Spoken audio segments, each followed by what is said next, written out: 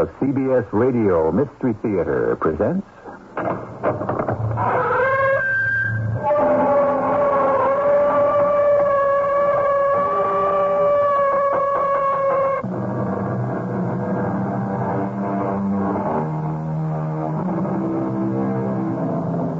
Come in.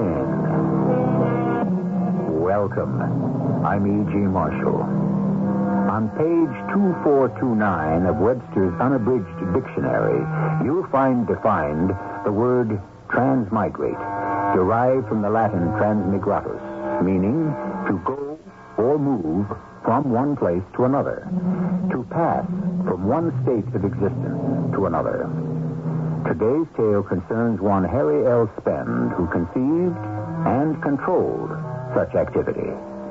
No one had ever done that before. Harry, if I ask you a question, do you think you could give me a truthful answer? Gladys. Honey, since when don't I tell you the truth?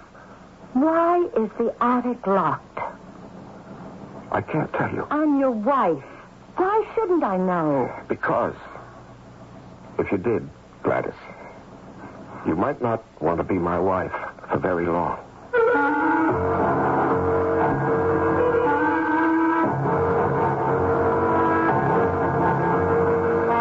Our mystery drama, Harry's Taxi and the Tea Machine, was written especially for the Mystery Theater by G. Frederick Lewis and stars Larry Haynes. I shall return shortly with Act One.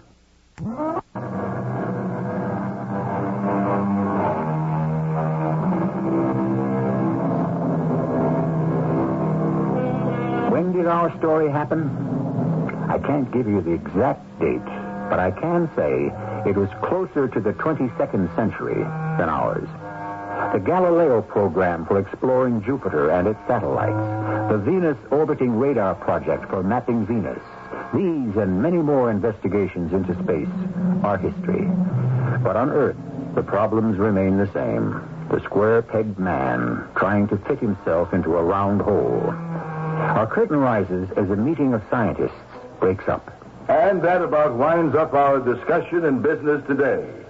So I hereby declare the meeting of the Milky Way Watchers is concluded. Cornelius, you chaired a very good session today. You really kept things moving. I have to, Harry.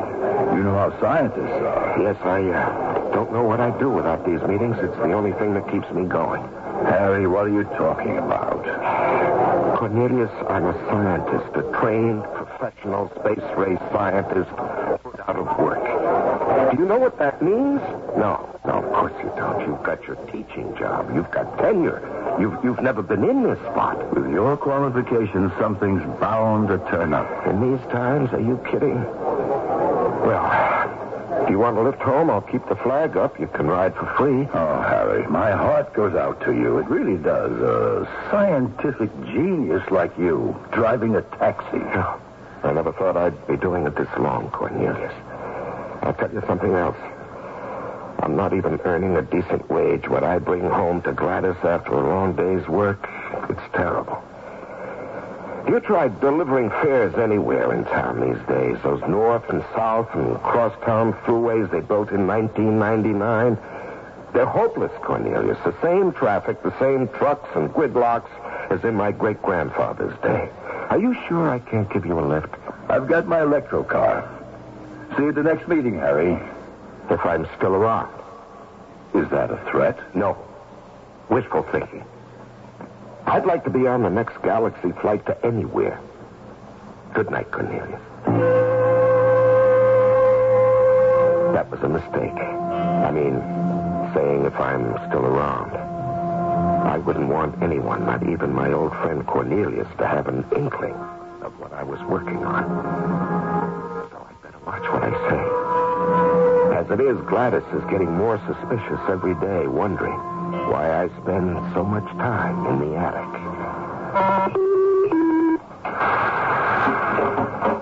Harry, is that you? I've been worried sick. Oh, Gladys, honey, I'm sorry. There was a meeting tonight of the Milky Way Watchers, and it broke up late. Oh, darling, why didn't you call me? I forgot all about the meeting. You know I worry about you with all those crazy drivers on the road. Come on into the kitchen. I've kept dinner hot for you. Good. How's Grandpa? He's had seconds of everything. He's probably asleep by now. Now, come on, sit down and relax. I've got pot roast and a very nice salad with hearts of palm. Honey, I didn't do so well today. No long hauls out to the spaceport or over the big bridge, nothing but short hops in the city. And you just try to hop in the city. Can't be done. Gladys, I am just not cut out for driving a taxi. Oh, something good is going to happen real soon. You'll see, and you can give it up. You're a sweetheart, but you really don't know. There isn't a job today for a spaceway scientist. Well, then you've got to make your own job. Now eat. Make my own job?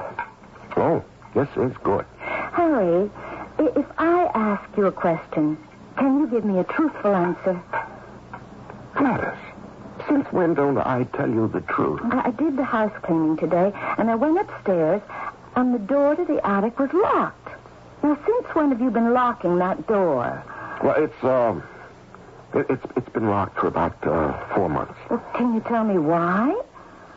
Well, you know what I've got up there. I've stored all my electronic and magnetic gear and that big telescope.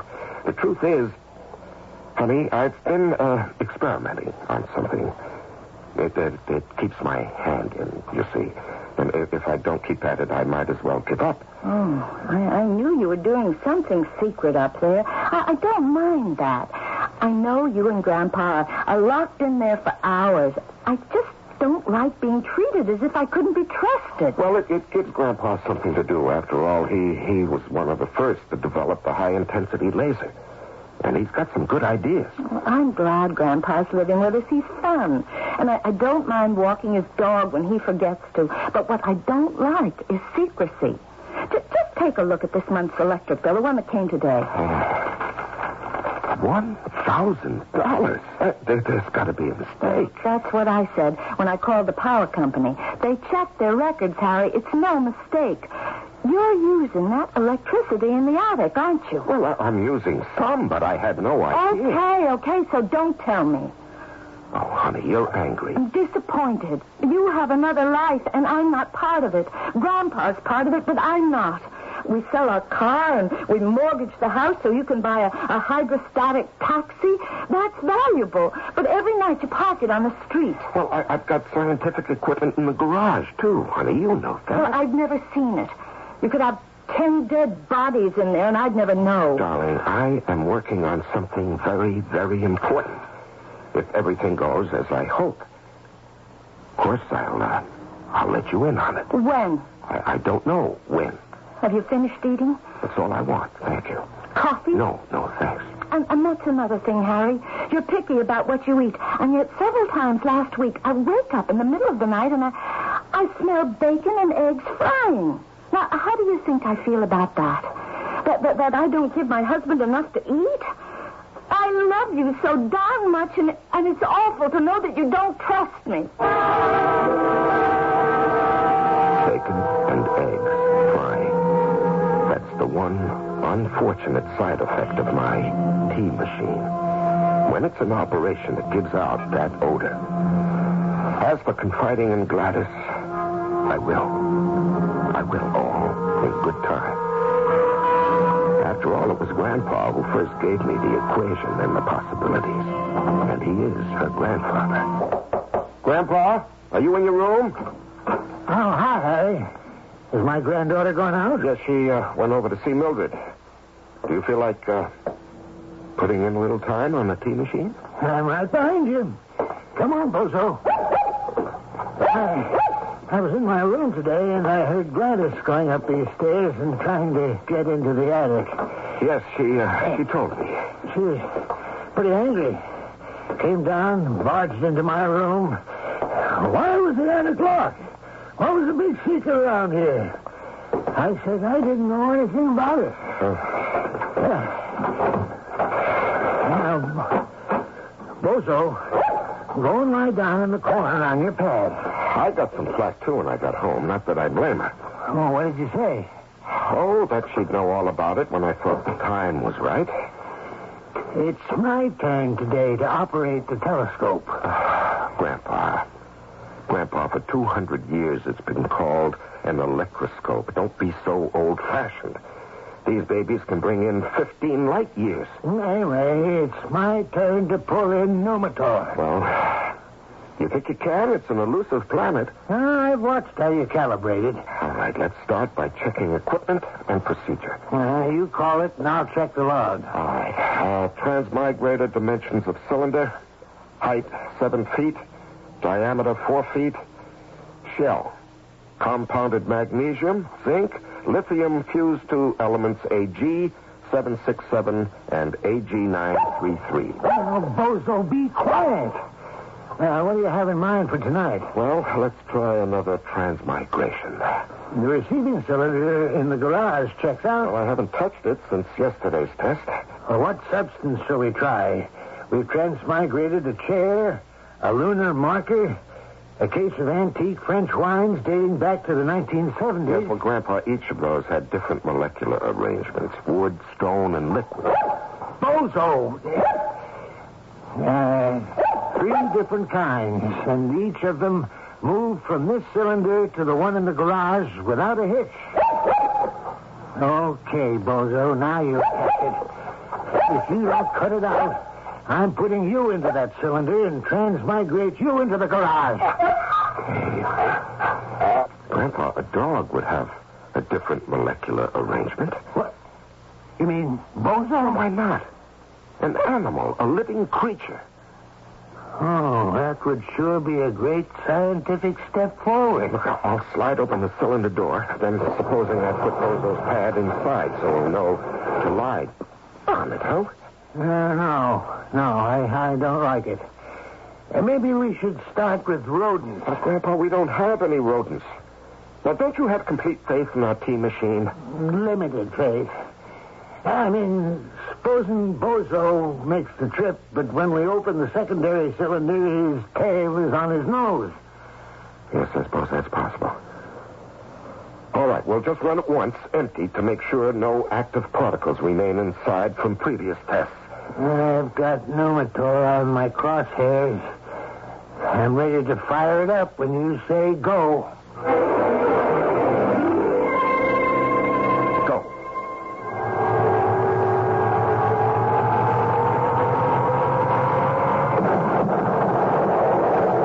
All right, that's it. Now, she ought to be clean as a whistle. I'll open her up and have a look, and we'll go down to the garage to check out the receiving cylinder. There's not a speck of magnetic particles. Oh, I love that great smell of frying bacon and eggs. I've got to do something about that, Grandpa. It's not dignified. All right, come on, let's go. Bozo. Come on, Bozo. Time to leave, Bozo. Harry. He's not in this room. Bozo, stop kidding around. Well, he's not anywhere in the attic. There's no place he could have gotten into. Except the cylinder. When you opened it and put his pad inside, he could have crawled in there when I was yelling at him. No, he's not in the cylinder. He transmigrated. That could be. Sure, that must be. In the garage, that's where he'll be. I hope so. I sure hope so. And I hope his tail is in the right place. We have all learned in school that the various identities possessed by matter are merely ions arranged into a certain pattern visible to the naked eye. Disconnect those particles, move them through space, and reconnect them, and you have transmigration. However, sometimes theories have a way of backfiring, as we may see when I return shortly with Act 2.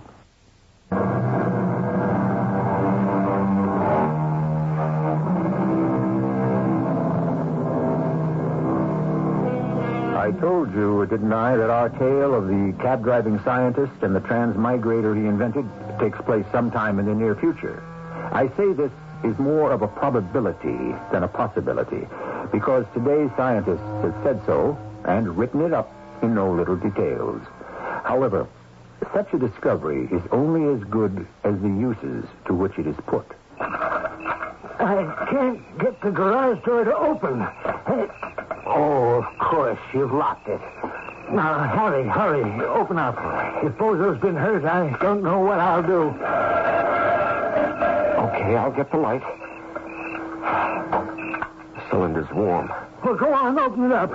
No, don't. I don't want to know. Yes, I do. Okay. Here goes the cylinder door. Bozo, oh boy, how are you? You all right? He did it, Harry. He did it. No, Grandpa, we did it. Disintegrated in the attic and reformed in the garage. Grandpa, it's a triumph. Okay, Bozo. You just stay close by Grandpa. We'll take him back to the attic, examine him, and write it all up in the journal. It's our first breakthrough, Grandpa.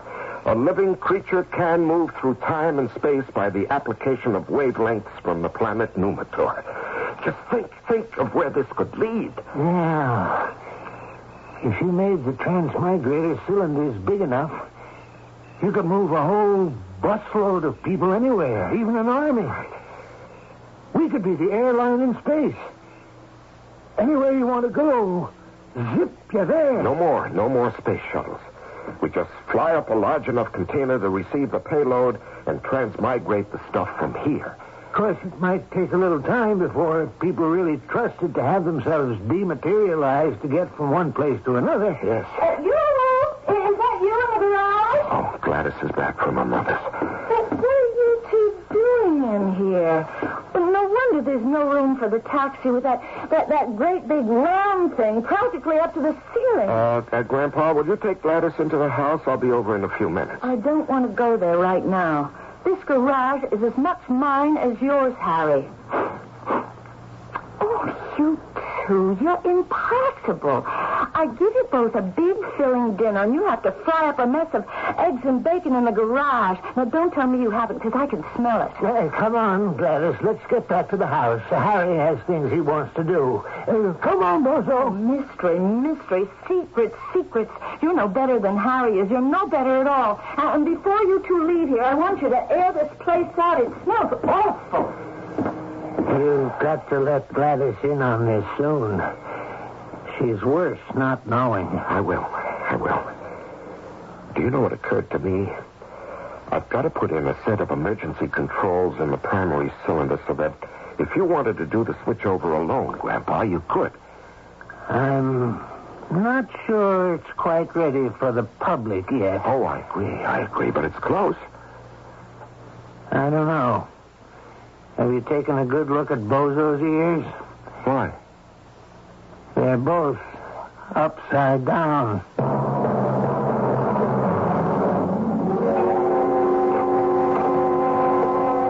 Grandpa. Come on, Grandpa, wake up. Huh? What time is it? It's 6 a.m. I've got to go to work. Okay. Have a good day, Harry. Yeah, Grandpa, listen. I need your help. What? You know that big, heavy, double storage battery up in the attic? Could you give me a hand and help me put it into my cab? That thing? It weighs a ton. What do you want to do that for? Well, it's all charged up. It's got a week's charge of Numitor rays. I know that. Who helped you charge it? Why are you taking it away? Well, I talked to Bob Platt last night. He's one of the last cabinet makers left. He works in real wood. I told him I wanted a strong box with 2 handles for big batteries, and he said he'd make it, and I should bring it down. What do you want a portable pack for anyway? It's got to be used with the cylinders. Well, it's just an idea of mine. Come on, Grandpa, let's go. Gladys will wake up, and then I'll get it from her. An idea of yours. What are you going to use for your transporter? Your taxi? Hey, taxi! Could you have a cab make a U-turn? A U-turn in this traffic? I'm heading downtown and across town, City Hospital. Okay. Hey, which way are you going? Across and then downtown. Make any difference to you? No, I guess not. very good street to cross on. Those cars up ahead aren't moving. No street's a good street to get across town. Are you in a hurry? I'm a doctor. I'm late for an operation. Oh, that's too bad. I'll do my best. This traffic is fierce. I don't see how you drivers get around. We don't. Doctor, if you don't mind, will you sit back in your seat? I was just looking at that tremendous battery on the floor next to you. That must be a 500-volt power pack. Yeah, something like that. What time is it? Oh, we'll never make it. Now, Doctor, you keep on like that. You're going to need a doctor. Now, just sit back and relax. I'll get you there. Yes, but when? Where are we? I don't know. We're in the middle of an intersection. There's a truck in front of me. I can't see the street sign. And nothing's moving. Listen, I'd better get out and find a phone. Hope they can dig up a resident to take my place in the operating room. Driver, have you got to change the bill? Yes, sure have. Now, you go phone. I'll still be here when you get back. Thanks. I hope I can get through to the hospital. That was the city hospital you wanted to go to, wasn't it? Hey, driver, there's such a change machine on that big battery, and it's making dark. It was the city hospital, wasn't it? Hey, what's going on here? Hold on to your medicine bag, Doctor. I think we're moving.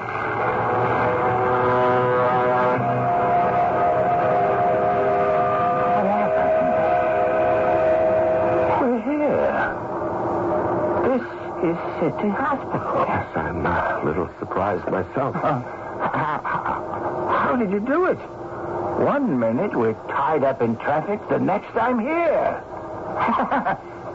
Hey, here's a 10 for you.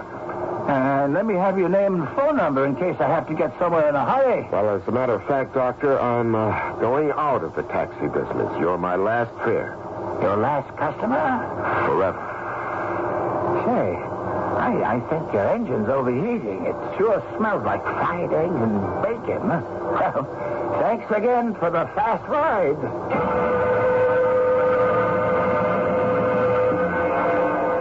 Hello? Grandpa, it's me, Harry. I'm calling for my cab. Are you alone? I mean, is Gladys there? I don't know where she is right now. Well, what do you mean, right now? Well, you're not going to like this. I found the door to the attic open. She must have found a key.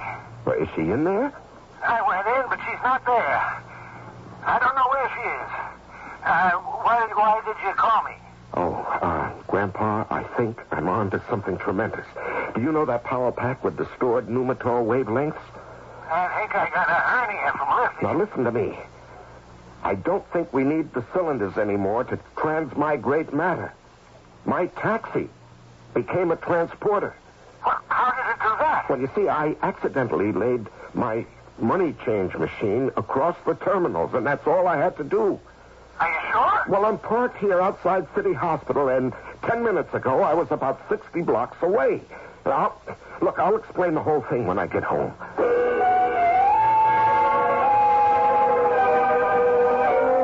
And here's the doctor's card, Grandpa. Now, you just call him and ask him. I tell you, we were 60 blocks away and made it just like that, from the attic to the garage. You, him, the hover cab, the whole kit and caboodle transmigrated across town? Oh, we'll never be able to patent this. They'll throw us into a straitjacket first. But don't you believe me? Oh, yes, I do. I just don't know how to take it. Well, perhaps any enclosed space could act as a transporting vehicle. Now, we'll have to experiment and see. Anyway, it convinced me of one thing, Grandpa. My taxi driving days are over. We're going to live out of our savings until this is perfected. It's too good a thing just to work on in my spare time. I wonder what Gladys will say. Oh, is she home? No, I don't think so. But I didn't see her go out.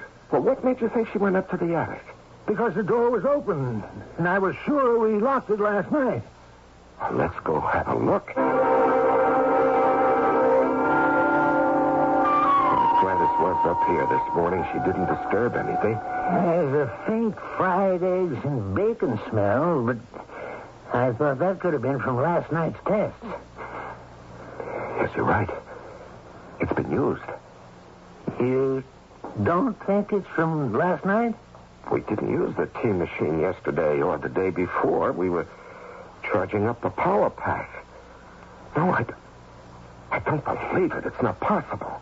I know what you're thinking, but I don't think so either. Grandpa, I'll never forgive myself.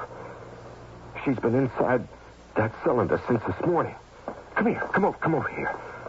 Here, put your hand on the cylinder. Yeah, okay. It's warm. It's been activated. She's gone. Grandpa, she got in here and somehow turned on the emergency controls, and that was it. She's gone. Well, Harry, don't just stand there. Let's hightail it for the garage. Gladys could be in the receiving cylinder this very minute. If she's been in there more than an hour, I don't hold out much hope.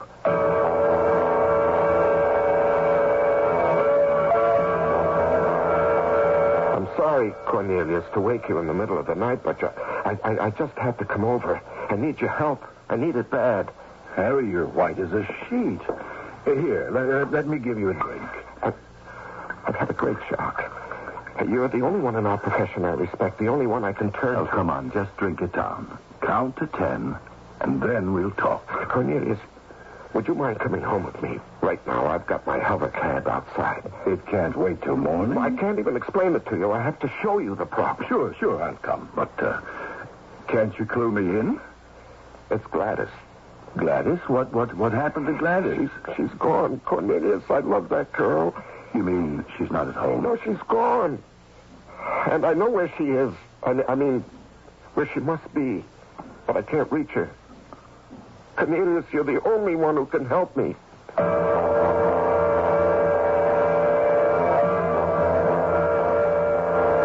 it is, Cornelius. Mm-hmm. The cylinder is a fuse tank made of an alloy of lithium, zinc, magnesium, and 2 Ag elements. Now, we focus the Gaza electroscope on zero center of the planet Numitor, reverse its waves, back them down through the controller, and activate. Anything placed inside transmigrates to a receiving cylinder I've set up in the garage. Transmigration. You've done it. Why, it's been a dream since Galileo. Well, today when I was out, Gladys must have come in here. She must have gotten into the cylinder and in trying to get out, hit the emergency controls. When I came home, it was too late. Molecular retardation must have set in. The secondary cylinder was empty. I would say probably right now she is somewhere between the two dimensions. Well, I've been going crazy trying to figure out what to do. Don't panic. Matter is indestructible. So her particles are still viable. I love her, Cornelius. Harry, you and I have got the brains. It's only a question of application. Now, could I see a demonstration? Oh, sure, naturally.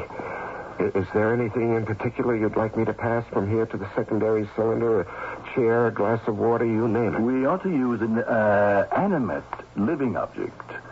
Do you have any experimental rodents? Oh, yes, I went out last week and I got a batch of mice. Here, come here. You. Cornelius, pull back the cylinder door, will you? Harry, if your concept is valid, you're going to be the most acclaimed scientist of the century. Now, what good is that to me if I've made the most precious person in my life disappear? All right. I'm going to pull the switch. And we put a mouse in. Maybe we can get Gladys out.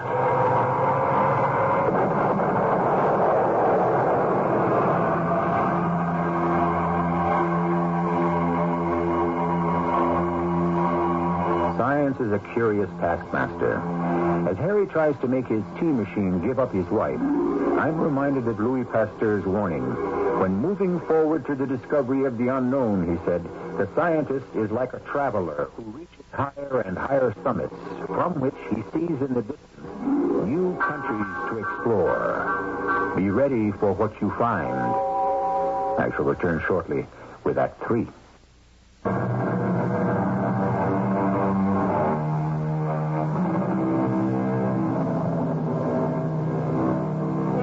Our protagonist, Harry L. Spend, space ray scientist, has used the power from a distant planet to try to rescue his wife, who has placed herself out of the orbit of the dimensions we live in.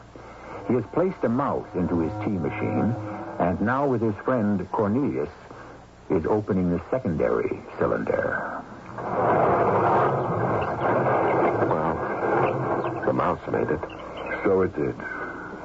It was a dumb hope.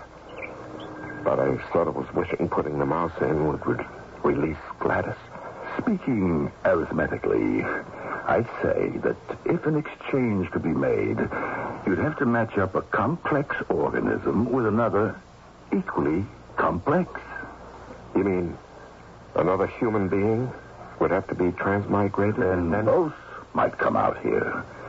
But, Harry, I'm interested in this mouse. You know what I would do if I wanted to fool the scientific community? What? I'd go hot-footing over to a pal of mine with a story that my wife had disappeared, that she'd dematerialized herself in a transmigrator. Then I'd persuade my friend to come see the apparatus in operation, place a mouse into the so-called sending cylinder, and have another mouse planted in the receiving cylinder. Is that what you think? That I fooled you? Normal scientific suspicion. Now, why don't we go back to your attic and see if the first little mouse isn't where you left it? Well, I'll take this one with me. I'm sorry I didn't have you tag it when you put it in, but it never occurred to me that you'd think I'd fake it. Harry, don't get me wrong. I want to believe you, but what do I have to go on? Only what I see, not what I analyze and know. Well, we'll start by my proving to you there's only one mouse if we have to run him and his friends through a dozen times.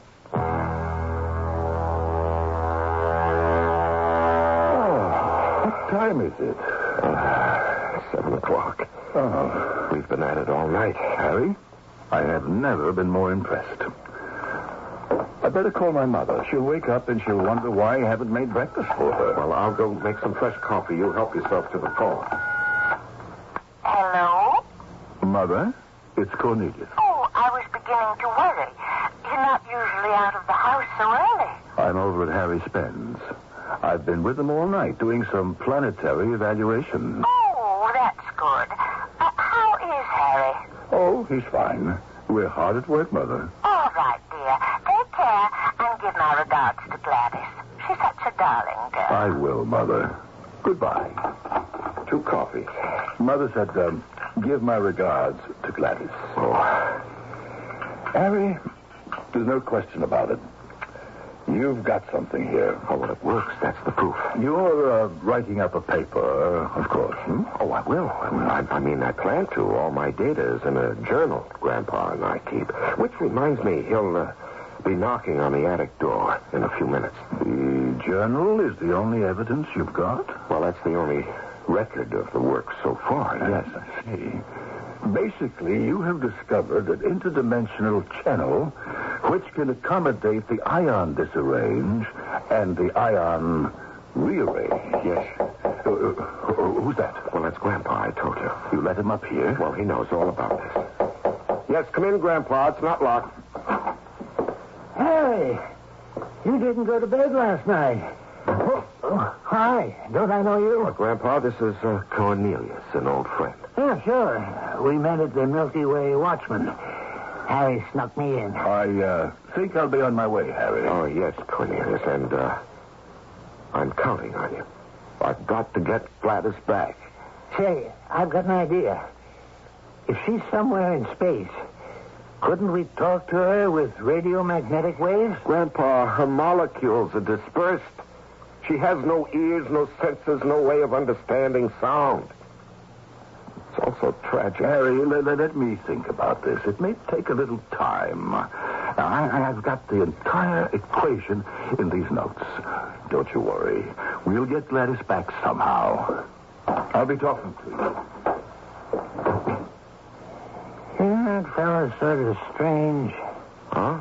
Cornelius? What makes you say that?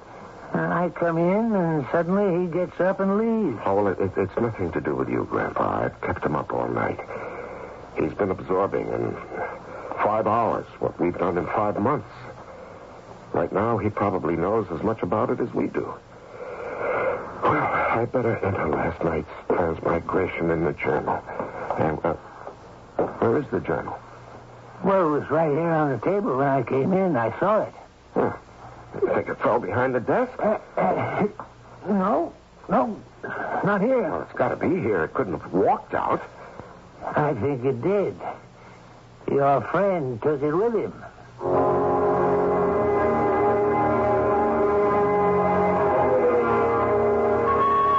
Harry, it's nice to see you.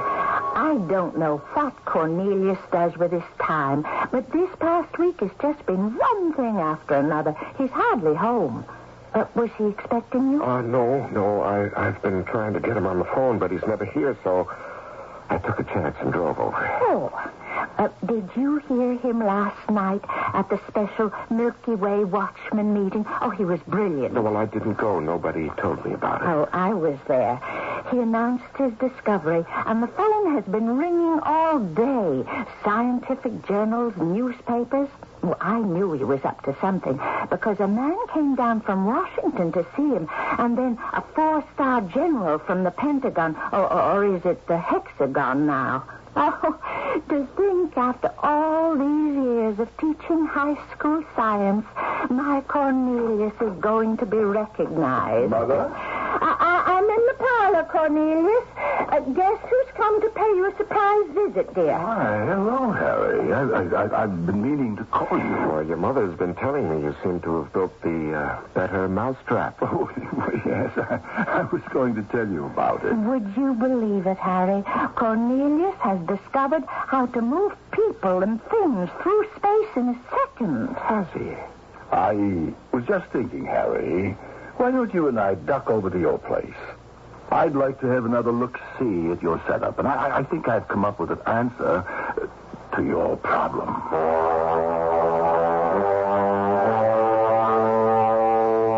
Your mother is very proud of you. She doesn't know your discovery was stolen from me. That's not so.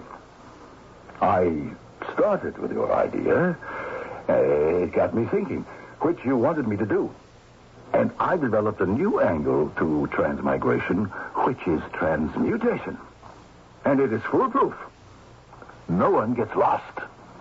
I don't believe you. No, not in a million years could you have developed an alternate idea in 1 week. You used all my data and all my equations. You're just angry because someone's improved on your primitive logic. The Milky Way galaxy contains 100 billion stars.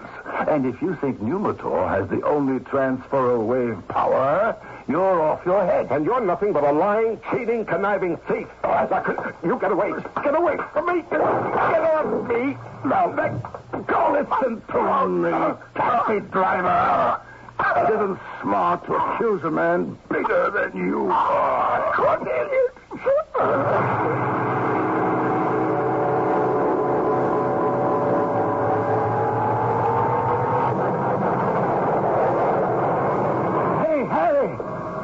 The tea machine's on. Harry, what are you doing on the floor? Harry, wake up. Oh, Grandpa. Oh, my neck. You have frightened me to death. What happened? He choked me and I blacked out. Cornelius? That big ox. Oh, here. Take a sip of this. It'll help. Oh, thanks. What'd you do that for? He stole the transmigrator.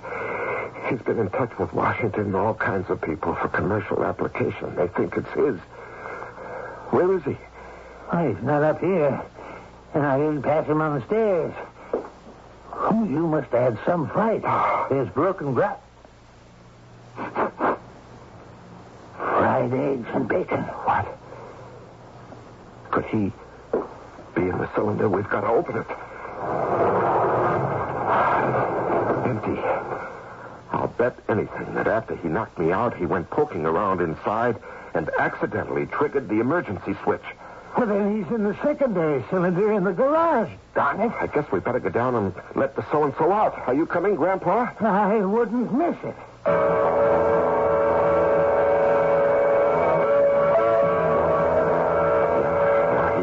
Through, all right. The cylinder's warm. Okay, here it goes. Gladys. Harry, what is this? What am I doing in here? I don't know. I just got here. Darling, are you all right? Oh, of course I'm all right. Why shouldn't I be? Oh, darling. My sweetheart. Harry, what is this? You don't usually act like this, especially in front of Grandpa. Anyway, I can't think what I was doing in that metal thing. Oh, you don't know how glad I am to see you. Well, it serves me right. I must have come snooping around the garage. I'm ashamed of myself. Hey, you're not ashamed of Harry leaving his hovercraft out front so he can use this garage as an extra lab? Oh, I could have bit my tongue when I said that. Ashamed of Harry?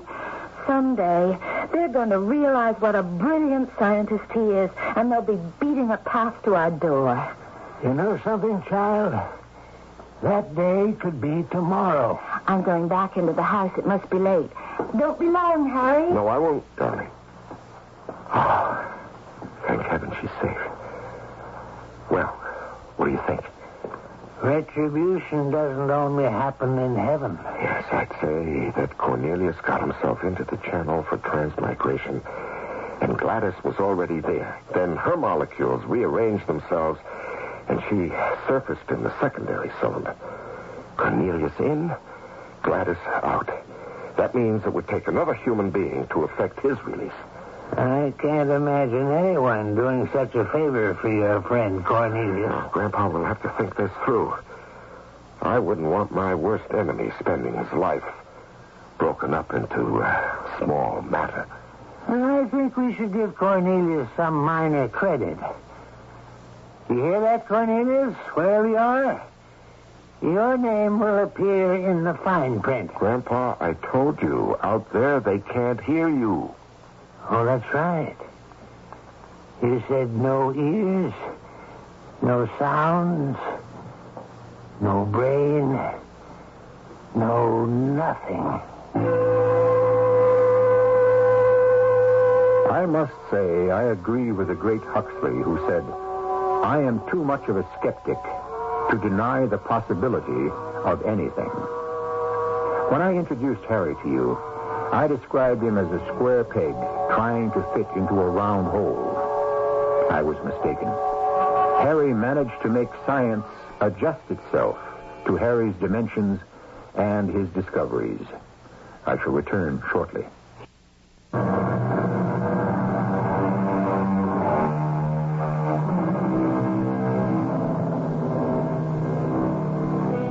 Like it or not, believe it or not, tales of the future, commonly called science fiction, are little more than 100 years old today. That's a century of fantasy, extravagance, and dreaming. You and I have lived to see many of those dreams realized. Genetic engineering, atomic power, robots, space travel are all here.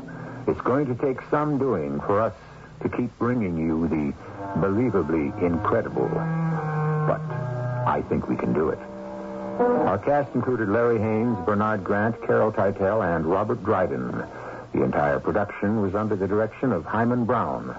Radio Mystery Theater was sponsored in part by Raven House Paperback Mysteries. This is E.G. Marshall inviting you to return to our Mystery Theater for another adventure in the macabre. Until next time, pleasant